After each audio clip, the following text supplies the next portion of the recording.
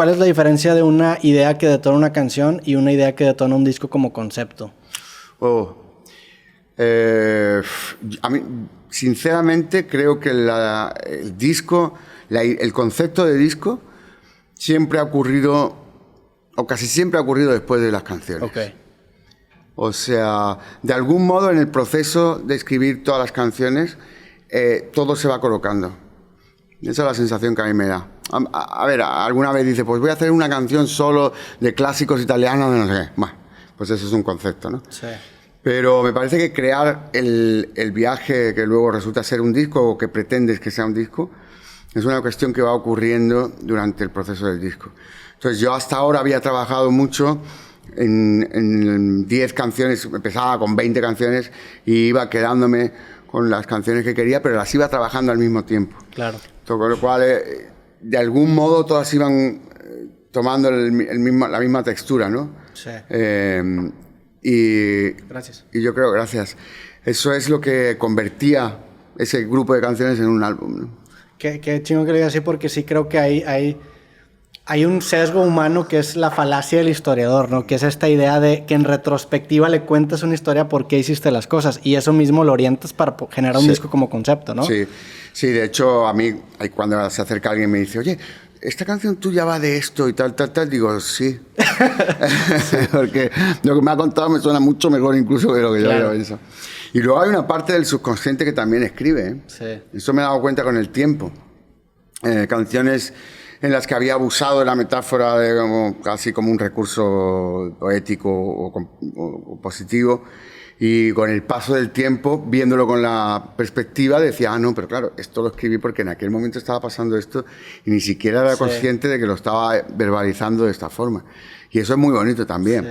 Eso no sé si es lo que tú dices, más. Sí, pero a ver, me hace mucho sentido. O sea, la distancia definitivamente te hace ver con mayor claridad el momento en el que estabas viviendo. Lo que me dijiste de escuchar tus primeras canciones, yo veo mis primeros videos y siento una crudeza durísima, pero ahí hay como un potencial que eventualmente acabó bueno, ojalá que se acabó desarrollando, ¿no? Pero no te das cuenta de esas cosas hasta que ya estás un poco más lejano, o tu mente se acomoda. O tu mente se acomoda, ¿no? Y dices, no, esto era por eso, ¿no?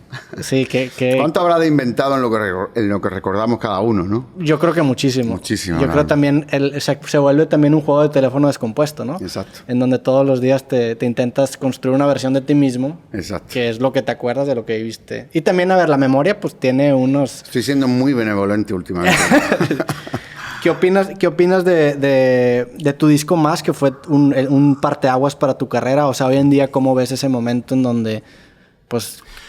Fue un gran disco. No sé si el mejor de mi carrera. Hay mucha gente que dice el mejor disco de su carrera. Yo siento que cada disco cumplió una función en su momento. Después vinieron discos que para mí son muy importantes, como El tren de los momentos o No es lo mismo. Sí.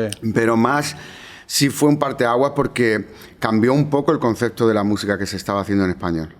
O sea, hasta ese momento, esa fusión que se originó ahí, que fue el encuentro de dos mundos musicales, que era entonces el mundo musical que yo tenía, que venía del flamenco y del pop, de alguna manera, y luego con Emanuel Rufinengo, que era un productor que venía con la música clásica. No había producido jamás nada más que un tema de mi padrino, de Manuel Alejandro, que cantaba Ornella Vanoni, que se llamaba Se la faró, que es... ¿cómo sería en español? A no pensare più... Total, una de las grandes canciones de Manuel Alejandro. Y escuché ese arreglo y dije, quiero a este productor. Y me dice, no, pero si no ha hecho nunca un disco, solo ha producido una canción. Digo, sí, pero ahí hay algo. Y entonces cuando nos conocimos empezamos a compartir música. Yo le enseñaba cosas del flamenco, me enseñaba las cosas de la música clásica. A mí me gustaba la música clásica ya, pero no conocía tanto a los contemporáneos, ¿sabes? Ravel, ¿sabes? Incluso las cosas de Bach no había incursionado mucho en Bach. Me gustaban más los románticos y los barrocos, ¿sabes? Y ahí se creó un ambiente musical que fueron todas esas canciones, incluso Corazón Partido, que era una canción porque hubo alguien en la compañía que me dijo que tenía que no dijera que me gustaba el flamenco porque no estaba bien visto entre la gente joven. Yeah. Y que diera clase de dicción para que no se me notara el acento andaluz, ¿no? Sí. Y entonces mi respuesta fue hacer corazón partido. Sí. Creo que, ¿sabes? Y entonces, bueno, la verdad es que esa canción también cambió mucho el concepto, porque era verdad que en la radio no sonaba absolutamente nada que oliera ni remotamente a flamenco. Esa fue la primera canción que yo escuché tuya, y ahora que estaba revisitando tu discografía, se me vinieron muchos recuerdos como que de esa época en mi vida, especialmente, por ejemplo, en el 2003, que fue cuando sale No es lo mismo. Yo me acuerdo que yo en ese entonces tenía 11 años. Yo tenía 11 años, y me acuerdo perfectamente que yo tenía práctica de fútbol y hacía viajes con un amigo. Ajá. Y a la mamá de mi amigo le gustaba mucho tu música y ponía mucho ese disco. Qué bueno. Y en la parte que decía, a mí me vale madre, me acuerdo que bajaba el volumen del radio de la camioneta, ¿no? Sí. Y me vino muchísimo esa memoria ahora que lo estaba escuchando.